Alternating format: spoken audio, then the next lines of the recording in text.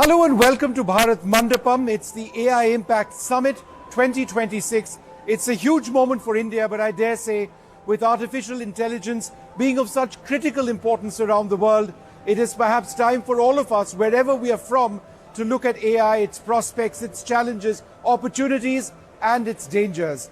Here in Delhi, there's going to be a Delhi declaration on AI soon. It's going to be about 3 sutras which tie on to 7 chakras, and each one has a vision which looks perhaps at the ethical distribution and use of AI, some of the challenges, opportunities, but ultimately it's about access and being equitable. We've got a wonderful panel with us, and I'd like to introduce them. To my right, Ivana Bartoletti, the Global Chief Privacy and AI Governance Officer at Wipro. Thanks very much, Ivana, for being with us. Alexandra Beck-Giorv is CEO of Sintef, one of Europe's largest research institutes. And Dr. Sandra Song is Dean of the School of Art, Science and Tech at University Canada West. Thank you all very much for being with us. Ivana, let me come to you first. We stand at a cusp when the conversation on AI a year later might be very different from the conversation today. And that's because the technology is growing faster, and some suggest is becoming more dangerous. Is that your sense? So I think it's going to be about capabilities of AI. And of course, AI changes rapidly and the capabilities will become stronger and stronger, and AI will be able to do more and more. Yes, of course, there are risks, and we have seen over the recent years, alongside the amazing things, we have seen some of the risks materializing, from disinformation to others. But I think the real challenge, and one challenge that India really is relishing, is about institutional capacity to govern all the capabilities that AI is bringing. Yeah, no, absolutely. And we'll talk about that in a moment. But Alexandra, if I can just ask you, because it's been in the news all over the world, that AI and various systems, whether it's Anthropic, whether it's Grok, done by X, whether it's Chat GPT, going forward, these are replicating their capabilities every few months. And therefore, older iterations of the same technology is redundant. It's almost empathetic in its answers in cases. Is that a worry that the technology is growing faster than we know what to do with it? Well, I think that's, of course, it is a worry. And that's why I think the Indian approach of strong institutions and governance and oversight is important. That's one of the reasons why I'm here. I'm very impressed with what I see. I just want to compliment India on this summit. And of course, both the skills of humans and the control of the AI is something that we're working hard on. And we're here also to find partners to work together with India, because you're doing so much. And Dr. Song, if we don't collaborate as a planet now, we're all going to be in trouble, because we all had that horrible moment of COVID in the past, and that was bad news for us. And nobody really believed that something like that could ever happen to us. But AI is upon us. There are opportunities and there are dangers. Without regulation, are we in deep trouble? You're going to need regulation, but also you need to ensure that this regulation helps to empower the people and to empower the communities. So that moment through COVID, we managed, through our creativity, through our ways of looking at regulations, to help guide us through that difficult moment. So this is an interesting juncture to have this conversation, global conversation in India. And hopefully what will happen is some shared learnings and a strengthening of the ecosystems too. Alexandra, one of the concerns is, of course, that there are companies and countries which will not share their technology when it comes to AI. It will not be equitable, because it's not profitable to always be equitable. The technology is evolving so fast that some countries and companies want to retain their proprietary rights. So if we are talking about equitable access to AI, is it essentially a dream? So I think a lot of countries are dealing with this question right now. They're saying, okay, we can't talk AI without talking. AI is not just about technology, AI is about geopolitics, AI is about supply chain, AI is about chips. So, of course, there are issues around the allocation of all these resources. I think it's important to understand that each country is different and we can play in a different way. So, for example, in India, you don't necessarily have to think about these large language models, but it's really about leveraging what you have. So it's about saying, well, we leverage the ability to scale up, we leverage the talent that you have. And we also work on applications, not just models, but applications that can help democratize AI by, for example, leveraging the local languages that you have. Like most of the systems that are in use now, they do not cater for what are the needs of different populations, different communities, working on use cases, specific use cases that can really benefit countries. So I think this is the challenge that we've got ahead, is how to make this equitable. And I think the fact that this summit is all democratizing AI, and it's not just about access, it's also about democratizing who designs these tools and who is actually able to have a say in how these tools are developed and then deployed. I think Ivana made a very crucial point when she touched on supply chains and chips. Resilient supply chains is a problem. It's a problem for countries around the world, certainly over here. India and the United States, for example, are working towards a resilient supply of chips. So as we talk about AI, we can't but talk about the resilient supply of chips. And it's a basic question, where does it come from? If it's not easily available, what happens? I think at least we are looking in Europe very much at our own supply chain, and even Sintef, where I had, are looking at strategic chips for critical social functions. How can we produce even in the labs that we have? It's a dire situation, and that's why the European collaboration on the CHIPS Act is important, and we are part of that. And of course, there are some vulnerabilities. And I think investments in democracies is very, very critical. So, I guess that's. I won't go further into that. But maybe we talk a lot about the worries, but we're also here. We work on energy systems, we work on the ocean's health and ocean industries. We work on the healthcare. There's huge opportunities, and I think the problems of centralization is really about monopoly power. And I think it's not very complicated. It's a question of regulating monopoly power, and then you will be in a different place. Sure. Dr. Sog, one of the most fascinating parts of AI, for me, is the issue of ethics and the issue of what is right and what is wrong, and who defines what is right and who is wrong and what is wrong. And I ask this because if you look at the battlefield in Ukraine, you've already got autonomous drones. They're autonomous because they're jammed very frequently, so they need to be autonomous in order to make decisions. But the decisions are frightening. Who lives and who dies? And therefore, as a professor yourself, how do you actually look at this from an ethical standpoint? I think it's the concept of the social responsibility. That's my leaning, where when we're looking at, for example, technology, the advance of technology, it is about understanding who it serves, right, and who is actually empowered to use that technology. And I think part of the conversation here is to look at this at both the local and global levels and to see the impact at the community level. So again, I hope that when we talk about the ethics, we're bringing back this concept of human autonomy and agency. And hopefully that is going to be the positive moment in looking at the future forward a year from now. A final question, the Delhi Declaration, is it essential? I think it's very important to align behind the idea that we want AI to be used to improve our well-being, improve our welfare, improve the way that we live and we share our shared spaces. So I think it's important once you have places like this, and this is the first summit in the Global South. This is extremely important that it's the first in the Global South. And especially in contexts like this, it's really important you have leaders from all over the world in a world which is complex at the moment. So if you have leaders getting behind a declaration that really puts some principles around what we'll do. And it's not just a matter of legislation, because we can't change the legislation every time that there is a new piece of technology. It's about setting some principles that we can all get behind with. Principles, very important. I'm very optimistic. What principles are you looking forward to most? I think it's the chakras and the sutras are totally integrated.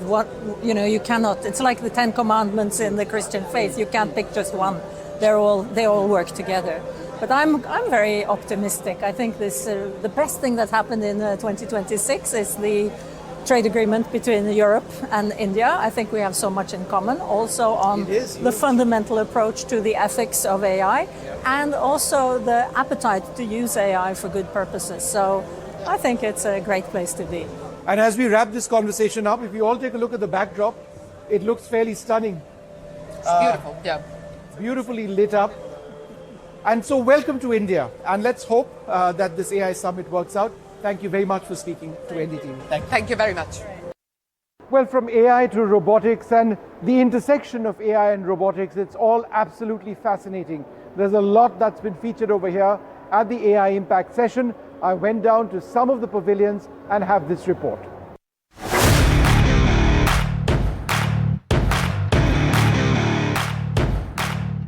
Well, hello and welcome to the Bharat Mandapam, the big, huge India AI Impact Summit. What's it all about? We've been looking at the technology, but let's also talk about the three primary goals. What we see over here are the three guiding sutras. We're looking at people, planet, and progress. That's what India is looking at. And these in turn move away to look at 7 specific chakras. So Rakesh, come with me as we take a look over here at the 7 chakras. This, in a sense, will result in the AI declaration, which comes up over here, which is India's real vision of where AI is going. AI for economic development and social good, for human capital, for inclusion, for social empowerment, for safe and trusted AI, for science, for resilience, innovation and efficiency, and democratizing AI resources. AI is not just something which can be hoarded by certain companies and certain countries. It has to be available universally. It has to be safe. It has to be profitable. But ultimately, it also has to help billions around the world. India seeks to establish this at the AI Summit. There's a lot of technology, but the argument on rights and ethics lie at the core of the future of artificial intelligence.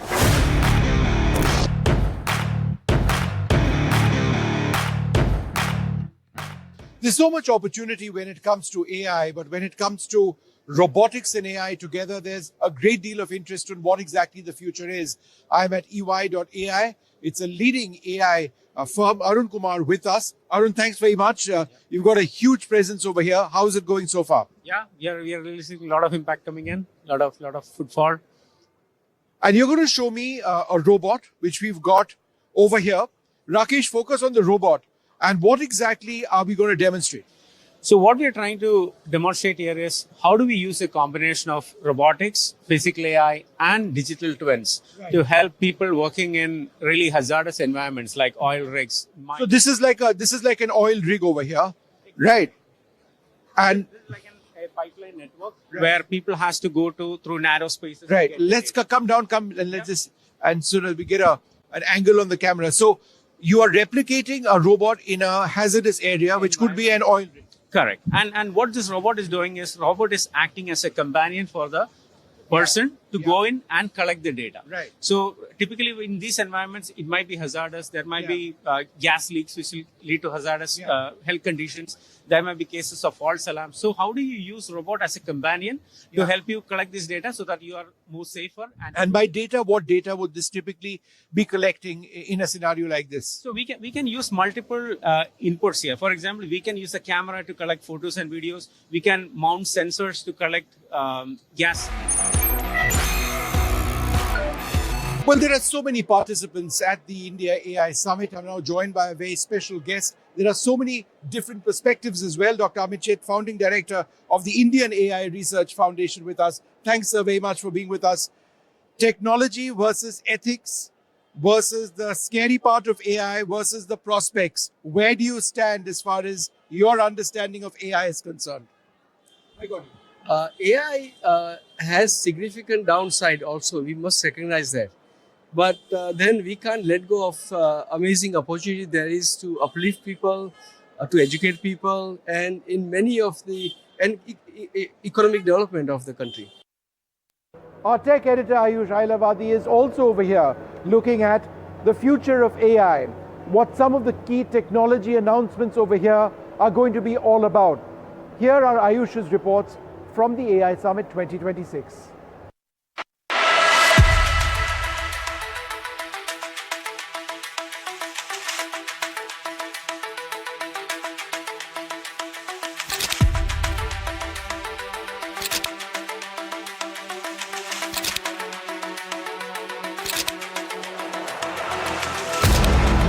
I'm here at the India AI Impact Summit at the OpenAI booth.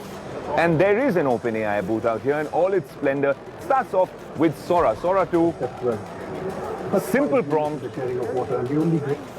Make the guy an Indian philosopher wearing a traditional sherwani. And it has already generated this video. It looks really cool because that's what they're trying to showcase here. Remember, this is not only for all the tech enthusiasts. It's actually for everyone attending.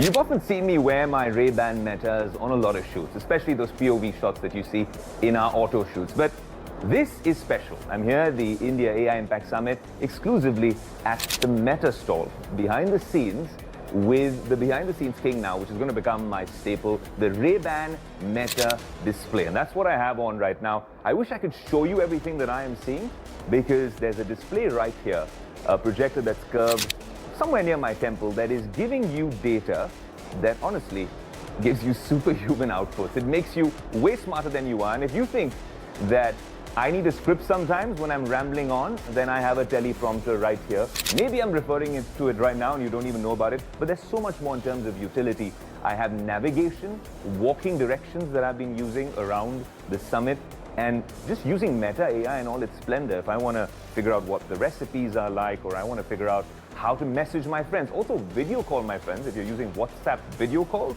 well, that happens as well. There's this new ribbon that I have on over here, which is making everything happen. So it happens with gestures. I could sit down right here, lean over, maybe change my posture. And right now, as I speak to you, I have the Meta display just lighting up and telling me what to do. I have the gestures moving to the left, to the right. I double tap it.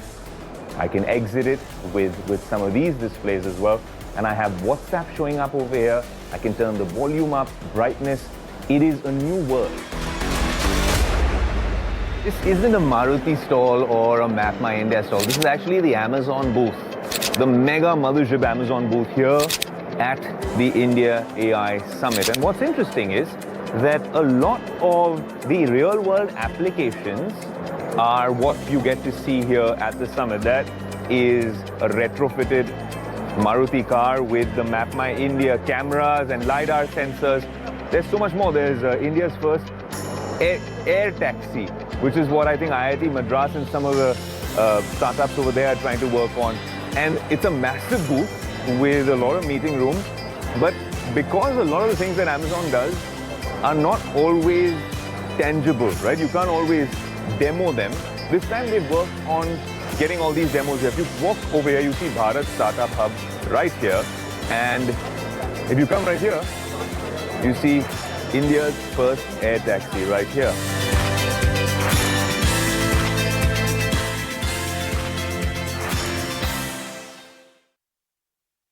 Well, tomorrow is going to be a very big day for us, the inaugural NDTV AI Summit. We've got some of the finest AI thinkers, technology experts, policy drivers with us. So do join us for our programming throughout the day as we take the AI conversation to the next level.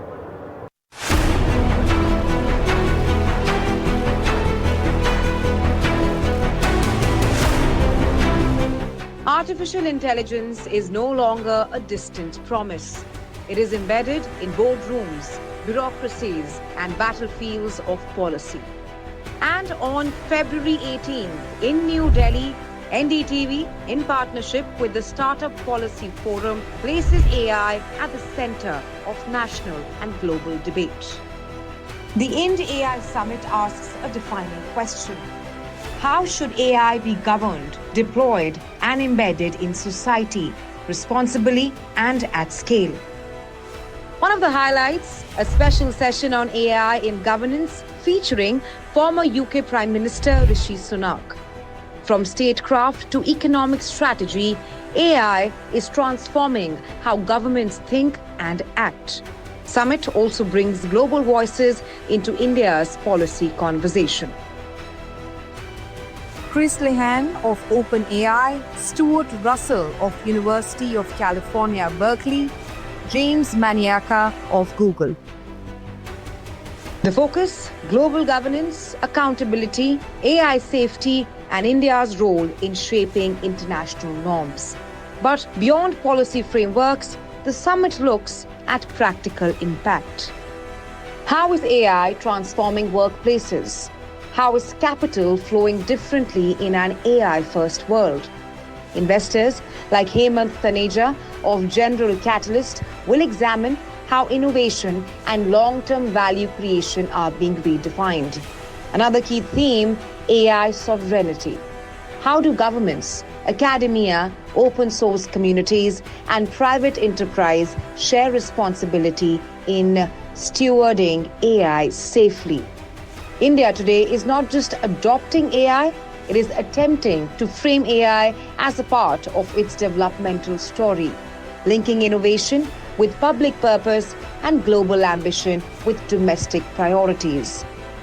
As discussions unfold in New Delhi, the Ind-AI Summit becomes more than an event. It becomes a signal of a more self-assured India, ready to shape the global AI discourse. Meanwhile, the Adani Group has decided to invest a whopping $100 billion to develop renewable energy-powered hyperscale AI-ready data centers by 2035. It sounds like a real mouthful, but the group feels it must be a part of India's AI story going forward. Take a look.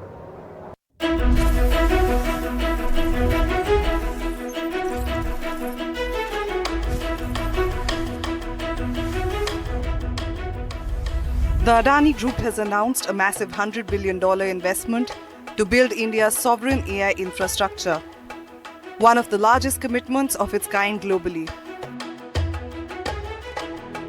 The investment, to be rolled out over the next decade, aims to create a nationwide network of AI-ready data centers powered largely by renewable energy. The group plans to significantly scale up its data center capacity, positioning India as a major global hub for high-performance computing and artificial intelligence. The project will prioritize data sovereignty, secure AI systems, and domestic control over critical digital infrastructure. The initiative is expected to support advanced technologies, including generative AI and large language models, while creating large-scale employment and accelerating India's digital economy. Chairman Gautam Adani described artificial intelligence as the next great transformation, saying nations that control both energy and compute power will shape the future. The Adani Group says the investment could generate up to $250 billion in overall economic impact across manufacturing, data services, and technology ecosystems. As India pushes for leadership in artificial intelligence, this marks one of the largest private sector bets yet on building homegrown AI infrastructure. Bureau Report, NDTV. Well, that's it then from me, Vishnu Shom, and the entire NDTV team here at the Bharat Mandapam. We'll continue to bring you stories, features, and interviews on what has been a fairly exciting week as far as AI is concerned, and India's conversations and India's vision on where AI is headed.